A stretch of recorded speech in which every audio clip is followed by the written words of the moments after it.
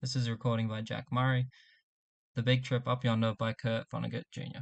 Gramps Ford, his chin resting on his hands on the crook of his cane, was staring irascibly at the 5-foot television screen that dominated the room. On the screen, a news commentator was summarizing the day's happenings. Every 30 seconds or so, Gramps would jab the floor with his cane tip and shout, "Hell, we did that 100 years ago?" Emerald and Lou, coming in from the balcony, where they had been seeking that 2185 AD rarity, privacy, were obliged to take seats in the back row, behind Lou's father and mother, brother and sister-in-law, son and daughter-in-law, grandson and wife, granddaughter and husband, great-grandson and wife, nephew and wife, grandnephew and wife, great-grandniece and husband, great-grandnephew and wife, and, of course, Gramps, who was in front of everybody. All save Gramps, who was somewhat withered and bent, seemed, by pre-anti-Gerasone standards, to be about the same age, somewhere in that late 20s or early 30s. Gramps looked older because he had already reached 70 when anti-Gerasone was invented. He had not aged in the 102 years since.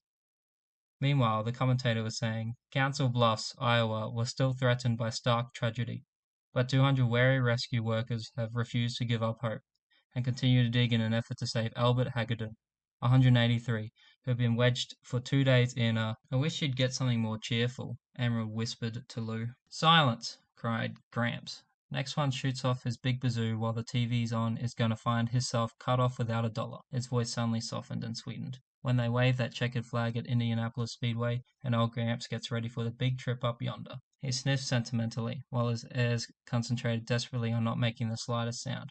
For them, the poignancy of the prospective big trip had been dulled somewhat, through having been mentioned by Gramps about once a day for 50 years. Dr. Brainerd Keyes Bullard, continued the commentator, president of Wyandotte College, said in an address tonight that most of the world's ills can be traced to the fact that man's knowledge of himself has not kept pace with his knowledge of the physical world. Hell, snorted Gramps. We said that 100 years ago. In Chicago tonight, the commentator went on, a special celebration is taking place in the Chicago Lying-In Hospital. The guest of honor is Lau W. Hitz, age 0. Hitz, born this morning, is the 25th millionth child to be born in the world. The commentator faded and was replaced on screen by young Hitz, who squalled furiously. Hell, whispered Lou to Emerald. We said that 100 years ago. I heard that, shouted Gramps. He snapped off the television set and his petrified descendants stared silently at the screen. You, there, boy. I didn't mean anything by it, sir, said Lou, aged 103. Get me my will. You know where it is. You kids all know where it is. Fetch, boy. Gramps snapped his gnarled fingers sharply.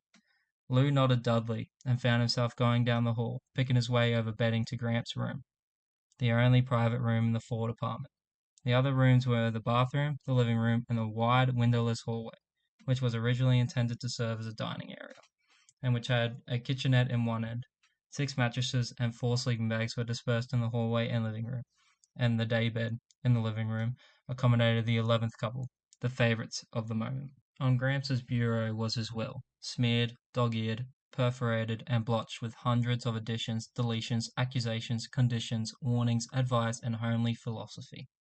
The document was, Lou reflected, a 50-year diary, all jammed onto 2 sheets, a garbled, illegible log of day after day of strife.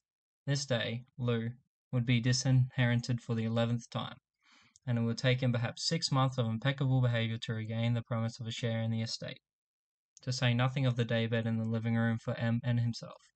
Boy, called Gramps. Coming, sir. Lou hurried back into the living room and handed Gramps a will. Pen, said Gramps. He was instantly offered 11 pens, one from each couple. Not that leaky thing, he said, brushing Lou's pen aside. Ah, there's a nice one. Good boy, Willie. He accepted Willie's pen. That was the tip they had all been waiting for. Willie, then Lou's father, was the new favorite. Willie, who looked almost as young as Lou, though he was 142, did a poor job of concealing his pleasure. He glanced shyly at the daybed, which would become his, and from which Lou and Emerald would have to move back into the hall, back to the worst spot of all, by the bathroom door. Gramps missed none of the high drama he had authored, and he gave his own familiar role everything he had. Frowning and running his finger along each line, as though he were seeing the will for the first time, he read aloud, in a deep, portentous monotone, like a bass note on a cathedral organ. I, Harold D. Ford, residing in Building 257 of Alden Village, New York City, Connecticut, do hereby make, publish, and declare this to be my last will and testament, revoking any and all former wills and codicils by me at any time heretofore made. He blew his nose importantly and went on, not missing a word, and repeating many for emphasis, repeating in particular his ever more elaborate specifications for a funeral. At the end of the specifications, Gramps was so choked with emotion that Lou thought he might have forgotten why he'd brought out the will in the first place. But Gramps heroically brought his powerful emotions under control and, after erasing for a full minute, began to write and speak at the same time. Lou could have spoken his lines for him, he had heard them so often. I have had many heartbreaks here, leaving this vale of tears for a better land, Gramps said and wrote, but the deepest hurt of all has been dealt to me by. He looked around the group, trying to remember who the malefactor was. Everyone looked helpfully at Lou, who held his hand up resignedly. Gramps nodded, remembering and completing the sentence. My great-grandson, Louis J. Ford. Grandson, sir, said Lou. Don't quibble, you're in deep enough now, young man, said Gramps, but he had made the change. And from there he went without a misstep through the phrasing of the disinheritance, causes for which were disrespectfulness and quibbling.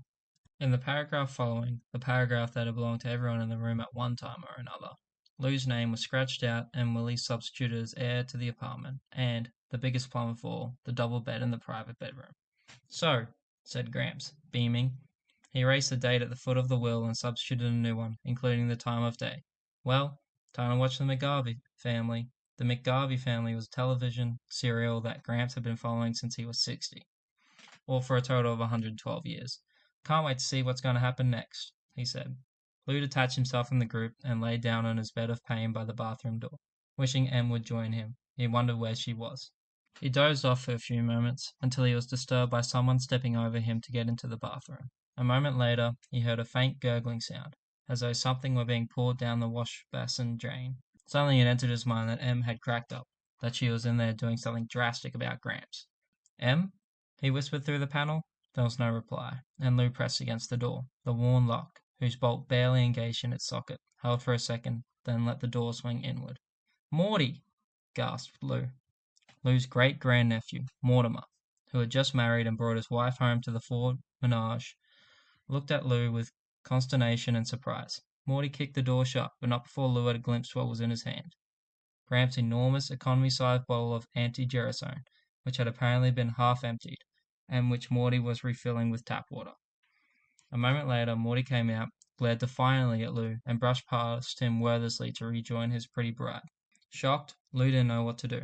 He couldn't let Gramps take the mouse-trapped anti-gerasone, but if he warned Gramps about it, Gramps would certainly make life in the apartment, which was merely insufferable now, harrowing.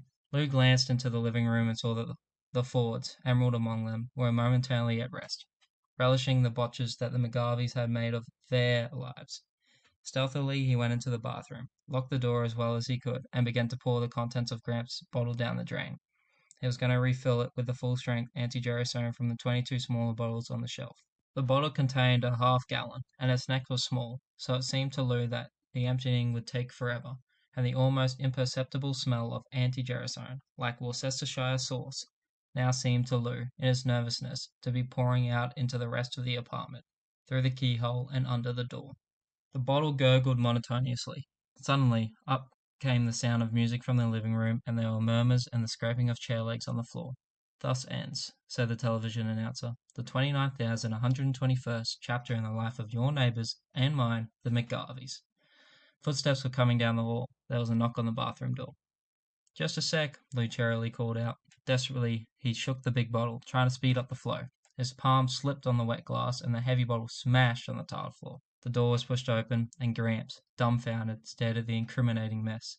Lou felt a hideous prickling sensation on his scalp and the back of his neck. He grinned engagingly through his nausea, and, for the want of anything remotely resembling a thought, waited for Gramps to speak. Well, boy, said Gramps at last, looks like you got a little tidying up to do. And that was all he said. He turned around, elbowed his way through the crowd, and locked himself in his bedroom. The Fords contemplated Lou in incredulous silence a moment longer, and then hurried back to the living room, as though some of his horrible guilt would taint them, too, if they looked too long. Morty stayed behind long enough to give Lou a quizzical, annoyed glance. Then he also went into the living room, leaving only Emerald standing in the doorway. Tears streamed over her streaks. "Oh, you poor lamb. Please don't look so awful. It was my fault. I put you up to this with my nagging about Gramps." "No," said Lou, finding his voice. "Really, you didn't. Honest, Em. I was just— You don't have to explain anything to me, hon. I'm on your side, no matter what." She kissed him on one cheek and whispered in his ear, "It wouldn't have been murder, hon. It wouldn't have killed him. It wasn't such a terrible thing to do. It just would have fixed him up so he'd be able to go any time God decided he wanted him." "What's going to happen next, Em?" said Lou, hollowly. "What's he going to do?" Lou and Emerald stayed fearfully awake almost all night, waiting to see what Gramps was going to do. But not a sound came from the sacred bedroom. 2 hours before dawn, they finally dropped off to sleep. At 6 o'clock, they arose again, for it was time for their generation to eat breakfast in the kitchenette. No one spoke to them. They had 20 minutes in which to eat, but their reflexes were so dulled by the bad night that they had hardly swallowed 2 mouthfuls of egg-type processed seaweed before it was time to surrender their places to their son's generation. Then, as was the custom for whoever had been most recently disinherited, they began preparing Gramps' breakfast, which would presently be served to him in bed, on a tray. They tried to be cheerful about it. The toughest part of the job was having to handle the honest-to-God eggs and bacon and oleomargarine on which Gramps spent so much of the income from his fortune. "Well," said Emerald, "I'm not going to get all panicky until I'm sure there's something to be panicky about." "Maybe he doesn't know what it was I busted," Lou said hopefully. "Probably thinks it was your watch crystal," offered Eddie, their son, who was toying apathetically with his buckwheat-type processed sawdust cakes. "Don't get sarcastic with your father," said Em, "and don't talk with your mouth full either." "I like to see anybody take a mouthful of this stuff and not say something," complained Eddie, who was 73. He glanced at the clock. "It's time to take Gramps his breakfast, you know." "Yeah, it is, isn't it?" said Lou, weakly. He shrugged. "Let's have the tray, Em. We'll both go." Walking slowly, smiling bravely, they found a large semicircle of long-faced Fords standing around the bedroom door. Em knocked. "Gramps?" she called brightly. "Breakfast is ready." There was no reply, and she knocked again, harder. The door swung open before her fist. In the middle of the room, the soft, deep, wide, canopied bed, the symbol of the sweet by and by to every Ford, was empty. A sense of death, as unfamiliar to the Fords as Zoroastrianism or the causes of sepoy mutiny, stilled every voice, slowed every heart. Awed, the heirs began to search gingerly, under the furniture, and behind the drapes, for all that was mortal of Gramps, father of the clan. But Gramps had not left his earthly husk but a note, which Lou finally found on the dresser, under a paperweight which was a treasured souvenir from the World's Fair of 2000. Unsteadily, Lou read it aloud. "Somebody who I have sheltered and protected and taught the best I know how all these years last night turned to me like a mad dog and diluted my anti-gerasone, or tried to. I am no longer a young man. I can no longer bear the crushing burden of life as I once could. So, after last night's bitter experience, I say goodbye. The cares of this world will soon drop away like a cloak of thorns, and I shall know peace. By the time you find this, I will be gone." "Gosh," said Willie brokenly. "You didn't even get to see how the 5,000-mile speedway race was going to come out." "Or the solar series," Eddie said, with large, mournful eyes. "Or whether Mrs. McGarvey got her eyesight back," added Morty. "There's more," said Lou, and he began reading aloud again. "I, Harold D. Ford, etc., do hereby make, publish, and declare this to be my last will and testament, revoking any and all former wills, codicils by me at any time heretofore made." "No!" cried Willie. "Not another one!" "I do stipulate," read Lou, "that all of my property, of whatsoever kind and nature, not be divided, but do devise and bequeath it to be held in common by my issue, without regard for generation, equally share and share alike." "Issue?" said Emerald. Lou included the multitude in a sweep of his hand. "It means we all own the whole damn shoot and match." Each eye turned instantly to the bed. "Share and share alike?" asked Morty. "Actually," said Willie, who was the oldest one present, "it's just like the old system, where the oldest people head up things with their headquarters in here, and—" "I like that!" exclaimed Em. "Lou owns as much of it as you do, and I say it ought to be for the oldest one who's still working. You can snooze around here all day, waiting for your pension check, while poor Lou stumbles in here after work, all tuckered out, and—" "How about letting somebody who's never had any privacy get a little crack at it?" Eddie demanded hotly. "Hell, you old people have plenty of privacy back when you were kids. I was born and raised in the middle of that goddamn barracks in the hall. How about you?" "Yeah?" challenged Morty. "Sure, you've all had it pretty tough, and my heart bleeds for you, but try honeymooning in the hall for a real kick." "Silence!" shouted Willie imperiously. "The next person who opens his mouth spends the next 6 months by the bathroom. Now clear out of my room, I want to think." A vase shattered against the wall, inches above his head. In the next moment, a free-for-all was underway, with each couple battling to eject every other couple from the room. Fighting coalitions formed and dissolved with the lightning changes of the tactical situation. Em and Lou were thrown into the hall, where they organized others in the same situation and stormed back into the room. After 2 hours of struggle, with nothing like a decision in sight, the cops broke in, followed by television cameramen from mobile units. For the next half hour, patrol wagons and ambulances hauled away Fords, and then the apartment was still and spacious. An hour later, films of the last stages of the riot were being televised to 500 million delighted viewers on the eastern seaboard. In the stillness of the three-room Ford apartment on the 76th floor of Building 257, the television set had been left on. Once more the air was filled with cries and the grunts and the crashes of the fray, coming harmlessly now from the loudspeaker. The battle also appeared on the screen of the television set in the police station, where the Fords and their captors watched with professional interest. Em and Lou, in adjacent 4x8 cells, were stretched out peacefully on their cots. "Em," called Lou through the partition, "you got a wash basin all your own too?" "Sure. Wash basin, bed, light, the works. And we thought Gramps' room was something. How long has this been going on?" She held out her hand. "For the first time in 40 years, hon. I haven't got the shakes. Look at me." "Cross your fingers," said Lou. "The lawyers are going to try to get us a year." "Gee," Em said dreamily. "I wonder what kind of wires you'd have to pull to get put away in solitary." "All right, pipe down," said the turnkey, "or I'll toss the whole kit and caboodle of you right out, and the first one who lets on to anybody outside how good jail is ain't never getting back in." The prisoners instantly fell silent. The living room of the apartment darkened for a moment as the riot scenes faded on the television screen, and then the face of the announcer appeared, like the sun coming from behind a cloud. "And now, friends," he said, "I have a special message from the makers of anti-gerasone, a message for all you folks over 150. Are you hampered socially by wrinkles, by stiffness of joints and discoloration or loss of hair, all because these things came upon you before anti-gerasone was developed? Well, if you are, you need no longer suffer, need no longer feel different and out of things. After years of research, medical science has now developed super anti-gerasone. In weeks, yes, weeks, you can look, feel, and act as young as your great-great-grandchildren. Wouldn't you pay $5,000 to be indistinguishable from everybody else? Well, you don't have to. Safe, tested super anti-gerasone costs you only a few dollars a day. Right now, for your free trial card, just put your name and address on a dollar postcard and mail it to Super, Box 500,000, Schenectady, New York. Have you got that? I'll repeat it. Super, Box 500,000. Underlying the announcer's words was a scratching of Gramps' pen, the one Willie had given him the night before.